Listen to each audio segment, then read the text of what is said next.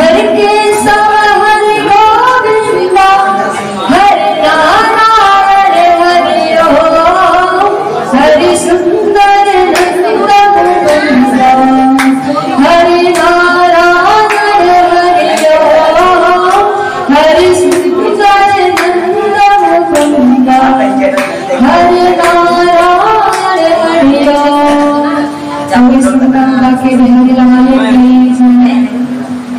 प्रिय सज्जनों, आइए हम आज की कथा में प्रवेश करते हैं। बहुत ही सुंदर कथा है, मधुर कथा है जो मैं आप लोगों को सुनाने जा रही हूँ। अगर इसमें कोई भी त्रुटियां हो तो हमें क्षमा कीजिएगा, क्योंकि मैं भी आप ही लोगों के बीच की छोटी सी बच्ची हूँ, जो क्षमा कीजिएगा। क्योंकि रामचरितमानस में कहा गया है, जो बालक कह तो तेरी बाता सुनो तक नित्य मन पितृ माता।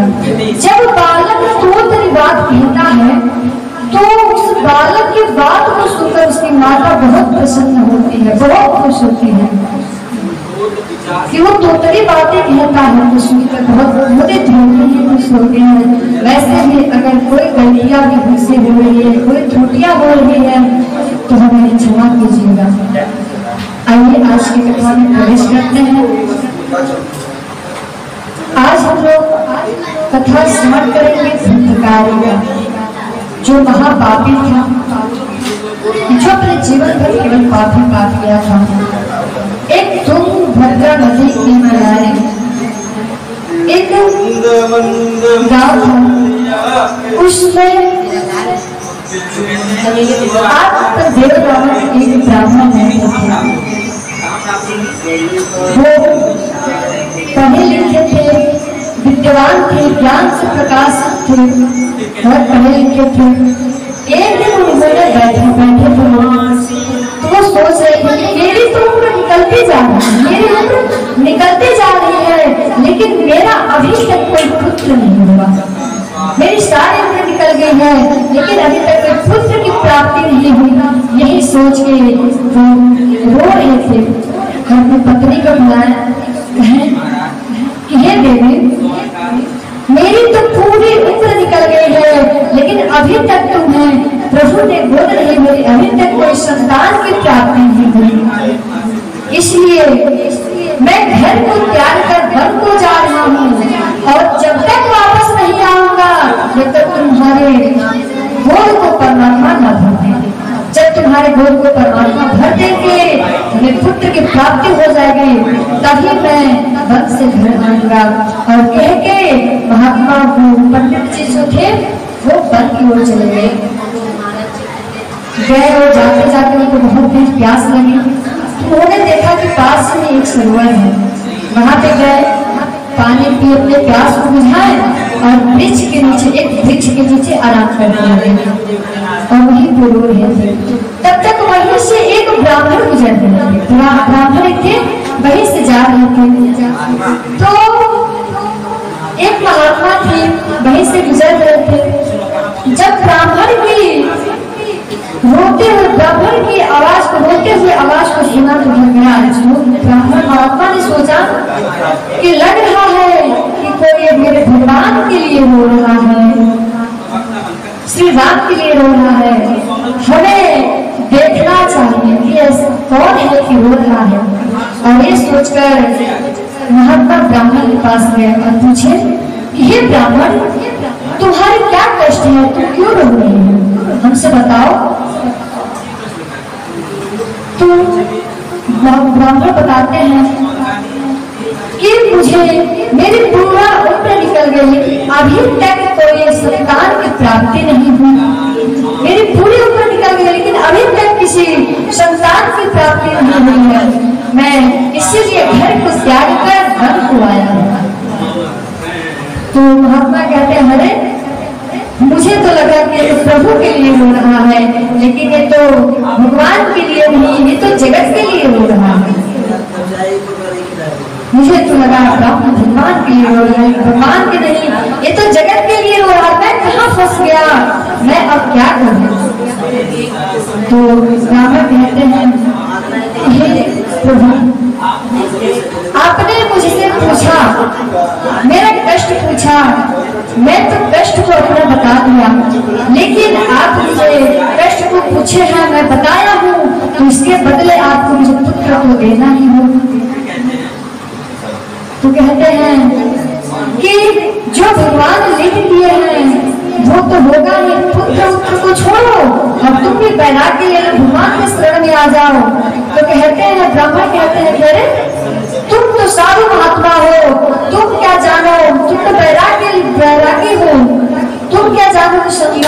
प्राप्ति, संतान सुख की प्राप्ति क्या होता है? ब्राह्मण बताते हैं, जैसे शुद्ध लागे वृक्ष डाल के बिना, जैसे पानी शुद्ध लागे ज्ञान के बिना, वैसे ही कर्म शुद्ध लागे संतान बिना। जैसे पेड़ वृक्ष जैसे सूना लगता है, जब डाल नहीं लगता है तो सूना लगता है, वैसे ही अगर हम लोग बात बोलते हैं और उस बात में ज्ञान ना हो तो वो भी सूना लगता है, बेकार लगता है। वैसे ही अगर जिस घर में बालक ना हो वो घर भी सूना ही लगता है। तो महात्मा कहते हैं, तुम पुत्र के लिए रो रहे हो, तुम्हें तो इस जन्म तक छोड़ो ना, तुमको 7 जन्मों तक पुत्र की प्राप्ति नहीं होगी। तो ब्राह्मण ने अपना सिर पटक पटक कर वहीं पे रोने लगे। कहते हैं कि हे महात्मा, मैं तो सोच रहा था कि इस जन्म तक पुत्र नहीं मिला, लेकिन तुमने तो मेरे 7 गुना पीड़ा दूर कर दे। तुम तो 7 गुने और ज्यादा मेरे पीड़ा को बढ़ा दी। हमको तो लगा था मैं एक इसी साल के लिए हूँ, लेकिन हमने 7 सालों की 7 बोले के ध्यान के जय। अब मैं क्या करूं, हमको कुछ नहीं पता है, तुम हमको पुत्र कैसे भी दो। मैंने सुना है कि साधु संत लोग भगवान के भी कहने को भी टाल देते हैं, तुम भी ऐसा ही करो, हमको कुछ नहीं पता, तुम हमको कैसे भी पुत्र ला के दो। तो महात्मा को उस ब्राह्मण पे दया आ गई। वो ब्राह्मण ने अपने झोली से एक फल को निकाला और फल को निकाल करके उस ब्राह्मण को दे दिया। बोला ये लो फल, अपने पत्नी को खिला देना। तो ब्राह्मण कहते हैं, अच्छा मैं इस फल को खिला दूंगा, लेकिन जब इस फल को खिलाऊंगा तो इसका कोई तो नियम तो होगा, जिस फल को अगर खिलाते हैं तो उसका तो नियम तो होगा। तो महात्मा कहते हैं, ज्यादा कुछ नहीं करना है, बस इस फल को ले जाकर दे देना है। तो और उनसे कह देना है कि कभी झूठ ना बोले, वो कभी किसी से झूठ ना बोले और सबकी सेवा करें और उनके घर पे साधु संत आए की खूब सेवा करें, ज्यादा कुछ नहीं। साधु ने फल को लिया और खुशी खुशी उस फल को लाया अपने घर और ला करके धुंधली को दे दिया।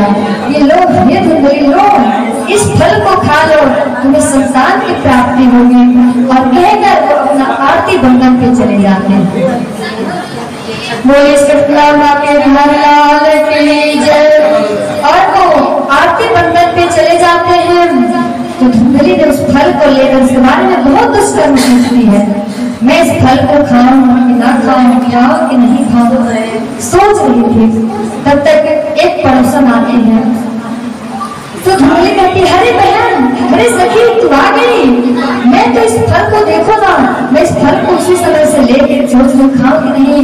पता नहीं कौन महात्मा पंडित जी को फल दे दिया है, बोल रहे हैं कि इसे खिला दे तो तुम्हें संतान प्राप्ति हो जाएगी। भला फल खाने से किसी को संतान की प्राप्ति हुई है क्या? तो पड़ोसन कहते हैं, हाँ, अगर किसी महात्मा ने दिया है तो अगर तुम खाओ तो तुम्हें संतान की प्राप्ति हो सकती है, क्योंकि संतान में इतनी सामर्थ्य होती है, इतनी समझ शक्ति होती है कि तुम इस फल को खाओगे ना तो तुम्हें पुत्र की प्राप्ति हो जाएगी। तो कहते हैं कि अच्छा एक बात बता, अगर मैं इस फल को खा लूंगी तो मेरा पेट बढ़ जाएगा, मैं तो गर्भवती हो जाऊंगी, मेरा पेट बढ़ जाएगा, तो मैं तो दौड़ नहीं पाऊंगी। तो पड़ोसन कहती है, अरे तुमको कहाँ दौड़ भाग करना है, कहीं दौड़ में नाम लिखवाई है क्या, तुम्हें दौड़ भाग करना पड़ेगा। तो धुंधली कहती है कि अरे सखी, अगर कहीं भूकंप आ जाए, बाढ़ आ जाए तो सब कोई तो भाग भाग कर अपने जान बचाएंगे, लेकिन मैं नहीं भाग पाऊंगी, मैं तो जीते जी मर जाऊंगी। तो कहती है, फिर से धुंधली नहीं कहती है, तब कहती अच्छा सखी एक और बात बताओ, अगर मैं गर्भवती हो जाऊंगी तो भोजन मेरा कम हो जाएगा। ऐसे ही बहुत सारी बातें बताती रहती है। तब कहते कि अच्छा सखी एक बात बता, मैंने सुना है कि सुखदेव जी महाराज अपनी माँ के गर्भ में 12 वर्ष करते हैं। तो पड़ोसन कहती है कि सुना तो मैं भी है कि सुखदेव जी महाराज अपनी माँ के गर्भ में 12 वर्ष करते हैं। तो कहते हैं कि अरे तब तो मैं इस फल को नहीं खाऊंगी, नहीं तो मेरा भी गर्भ 4 साल तक रुक जाएगा, तो मैं क्या करूंगी? ना बाबा ना, मैं इस फल को नहीं खाऊंगी। तो पड़ोसन कहते हैं अरे तुम इतना सोच रही हो, तू ही सोच, मैं तो चली अपने घर, तुम्हें क्या करना है क्या नहीं करना है तुम करो। और कह करके वो अपने घर चले जाते हैं। तब तक ब्राह्मण आते हैं और उसी क्षण उसकी छोटी बहन आती है। जब उसकी छोटी बहन आती है तो धुंधली कहती अरे बहन तू आ गई, बहुत अच्छा हुआ कि तुम यहाँ पे आ गई। मैं तो बहुत सोच रही थी, मैं तो चक्कर में पड़ गई थी कि मैं इस फल को क्या करूँ। देखो ना इस पंडित जी को पता नहीं कौन महात्मा फल ले दिए हैं, वो कह रहे हैं कि अगर इस फल को तुम खाओगे तो तुम्हें संतान की प्राप्ति होगी। भला ऐसा भी कभी होता है क्या? धुंधली की बहन तो यही चाहती थी कि इसकी बहन की कोई पुत्र न हो, ताकि इसकी जितना धन दौलत है वो मेरी हो जाए। कहते कह तुमसे कौन कह दिया कि फल खाने से पुत्र की प्राप्ति होती है? तुम्हें ऐसा किसने बता दिया कि फल खाने से पुत्र की प्राप्ति होती है? ऐसा कुछ नहीं है। उसकी छोटी बहन को धुंधली को तो और विश्वास हो गया, फल खाने से थोड़ी पुत्र की प्राप्ति होती है। फिर कहते हैं बहन एक बात बता, मैं इस फल को क्या करूँ? वो कहती है इस फल को तुम्हारे गैया में तुम्हारे पुत्र की प्राप्ति उसको भी नहीं है, तुम उसको खिला दो और मैं इस वक्त गर्भवती हूँ। मेरा पुत्र जो होगा मैं वो पुत्र तुम्हें ला कर दे दूंगी। रहा बात मेरा पति की तो तुम मुझे थोड़ा धन दे देना, मैं धन को ले जाकर अपने पति को दे दूंगी और मना लूंगी। अब क्या कहते हैं बहुत खुश हो रहा था, मेरे कष्ट के पुत्र को प्राप्ति हो रही है, ये तो अच्छी की ही बात है। अब उस फल को ले जाकर गैया को खिला देती है। कुछ दिन के बाद धुंधली की छोटी बहन की पुत्र होती है, तो वो ले जाकर रातों रात अपने धुंधली बहन पुत्र को दे देती है। सुबह होता है तो धुंधली क्या करती है, अपने पुत्र को ले जाकर के और पंडित जी को दिखाती है। देखिए मुझे बिना कष्ट के बिना पीड़ा के लिए मुझे पुत्र की प्राप्ति हो गई है। पंडित जी बहुत खुश है, बिना कष्ट मुझे तो पुत्र की प्राप्ति हो, तो बहुत खुश हो, इसलिए पूछते पुत्र की प्राप्ति हो गई है। पूरे गांव के लोग ने बधाइयां दे रहे हैं। 2 दिन के बाद उनके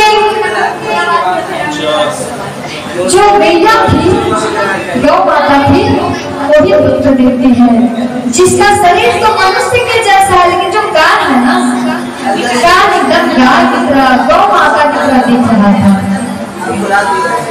दोनों गाय धीरे धीरे बड़े हुए, धीरे धीरे बड़े हुए, जिनका नामकरण हुआ। तो जो गाय थी, गैया माता थी, गौ माता थी, उनकी का मतलब गौ के जैसा था, इसलिए उनका नाम गौरव पड़ा। और जो धुंधली का पुत्र था उसका नाम पढ़ने ही जा रहा था, तब तक धुंधली आगे कहती अरे रुकिए पंडित जी, ठहरिए, इसको मैंने 9 महीने तक अपने गर्भ में रखा। कहेंगे नहीं, ऐसा नहीं हो सकता, ये मेरा पुत्र है जिसका नामकरण भी मैं ही करूंगी। तो पंडित जी कहते हैं अरे धुंधली जैसे आपकी इच्छा, जो आप चाहें। तो उसके नामकरण करती है धुंधली, कहती है कि मेरा नाम धुंधली है, तो इस नाते से मेरा पुत्र का बोलिए सिमला के लाल की जय। प्रिय सज्जनों, मैं अपने वाणी को यहीं पे विराम देती हूँ। इससे पहले प्रभु नाम संकीर्तन कर लेते हैं, तत्पश्चात कथा को विराम देंगे। चलो रे श्री वृंदावन धाम, चलो रे श्री वृंदावन धाम, रटेंगे राधे राधे राधे नाम, मिलेंगे कुंज बिहारी, ओ दीदी कामर कारी।